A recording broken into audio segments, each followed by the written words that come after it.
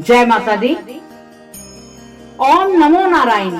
आज हम आश्विन कृष्ण पक्ष की जो एकादशी आ रही है, जिसे इंद्र एकादशी भी कहते हैं, उसके व्रत कथा व महात्म्य का श्रवण करने जा रहे हैं। युधिष्ठिर बोले कि हे भगवान, अब आप कृपा पूर्वक आश्विन मास की कृष्ण पक्ष की एकादशी की कथा को कहिए। इस एकादशी का नाम क्या है तथा इसके व्रत करने से कौन से फल मिलते हैं, कहिए। श्री कृष्ण बोले कि हे राजन, आश्विन कृष्ण पक्ष की एकादशी का नाम इंदिरा है। इस एकादशी के व्रत करने से समस्त पाप नष्ट हो जाते हैं। इस व्रत के करने से नरक में गए हुए पितरों का उद्धार हो जाता है। हे राजन, इस एकादशी की कथा के सुनने मात्र से ही वाजपेयी यज्ञ का फल मिलता है। प्राचीन सतयुग में महिष्मति नाम की नगरी में इंद्रसेन नाम का एक प्रतापी राजा था। वह इंद्रसेन नाम का जो प्रतापी राजा था, वह राजा राज्य करता था। वह पुत्र पौत्र धन धान्य आदि से पूर्ण और सदैव शत्रुओं का नाश करने वाला था। एक समय जबकि राजा अपनी राजसभा में सुख पूर्वक बैठा था, महर्षि नारद आकाश मार्ग से उतरकर वहां आए। नारद जी को देखकर राजा आसन से उठा और अर्घ्य आदि से उनकी पूजा करके आसन दिया। महर्षि नारद बोले कि हे राजन, आपके राज्य में सब कुशल से तो हैं।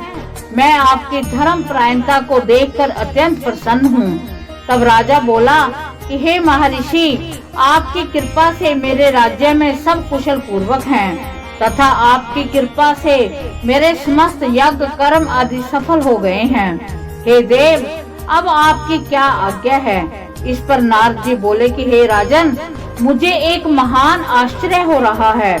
एक समय जब मैं ब्रह्मलोक से यमलोक गया था, उस समय यमराज की सभा के मध्य में तुम्हारे पिता को बैठे देखा। तुम्हारा पिता महान ज्ञानी, दानी और धर्मात्मा था। वह एकादशी के व्रत के बिगड़ जाने से ये यमलोक को गया है। तुम्हारे पिता ने मुझसे तुम्हारे लिए एक समाचार भेजा है कि आप मेरे पुत्र के पास जाइए। मेरे पुत्र का नाम इंद्रसेन है, जो कि महिष्मति नाम की नगरी में राज्य करता है। मुझे किसी पूर्व जन्म के बुरे कर्म के कारण ही ये लोक मिला है। यदि मेरा पुत्र इंद्रसेन आश्विन कृष्ण पक्ष की इंदिरा एकादशी का व्रत करे और उस व्रत के फल को मुझे दे दे, तो मेरी मुक्ति हो जाए। इस लोक से छूटकर स्वर्ग लोक में वास करूं।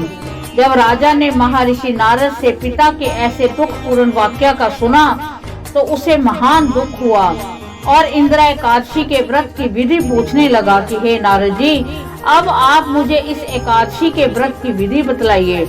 इस पर नारद जी बोले कि हे राजन, आश्विन कृष्ण पक्ष की दशमी के दिन प्रातः काल श्रद्धा सहित स्नान करना चाहिए।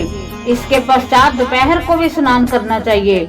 उस समय जल से निकलकर श्रद्धा पूर्वक पितरों का श्राद्ध करें। उस दिन एक समय भोजन करें और रात्रि को पृथ्वी पर शयन करें। इसके दूसरे दिन अर्थात एकादशी के दिन प्रातः काल दातुन करें, फिर स्नान करें। उसके पश्चात भक्ति पूर्वक व्रत को धारण करें।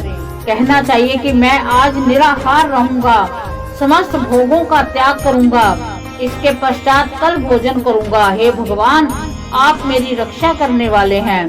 आप मेरे व्रत को संपूर्ण कराइए। इस प्रकार आचरण करके दोपहर को शालिग्राम जी की मूर्ति को स्थापित करें। उत्तम ब्राह्मण को बुलाकर भोजन कराएं, दक्षिणा दें। भोजन में से कुछ हिस्से गौ को दें। विष्णु भगवान की धूप दीप नैवेद्य आदि से पूजा करके और रात्रि को जागरण करें। इसके उपरांत द्वादशी के दिन मौन होकर बंधु बांधवों सहित भोजन करें। हे राजन, ये इंदिरा एकादशी के व्रत की विधि है। हे राजन, यदि तुम आलस्य रहित होकर इस एकादशी के व्रत को करोगे, तो तुम्हारे पिताजी अवश्य ही स्वर्ग में जाएंगे। महर्षि नारद राजा को सब उपदेश देकर अंतर्ध्यान हो गए। राजा ने इंदिरा एकादशी के आने पर उसका विधि पूर्वक व्रत किया। बंधु बांधव सहित इस व्रत के करने से आकाश से पुष्पों की वर्षा हुई। राजा का पिता यमलोक से रथ पर चढ़कर स्वर्ग को गया। राजा इंद्रसेन भी इस एकादशी के प्रभाव से इस लोक में सुख भोग कर अंत में स्वर्ग लोक को गया। श्री कृष्ण भगवान कहने लगे कि धर्मराज युधिष्ठिर, यह मैंने तुम्हारे सामने इंद्र एकादशी का महात्म्य का वर्णन किया है। इस कथा के पढ़ने व सुनने मात्र से ही समस्त पाप नष्ट हो जाते हैं और अंत में मनुष्य स्वर्ग लोक में जाकर वास करता है। इस प्रकार भगवान नारायण की विशेष महिमा का जो एकादशी का व्रत है, जो आश्विन कृष्ण पक्ष में आता है, जिसे इंद्र एकादशी व्रत कहते हैं, उसका हमने व्रत की कथा का महात्म्य और उसकी विधि को श्रवण किया। और इसमें बताया गया है कि श्रवण करने मात्र से हमारे पितर हैं वो अति प्रसन्न होते हैं, उनको मोक्ष मिलता है और उसके साथ हम भी अपने जीवन में अति सुख पाते हैं। तो भगवान वासुदेव, भगवान श्री नारायण हम सब पर अपनी कृपा दृष्टि बनाए रखें।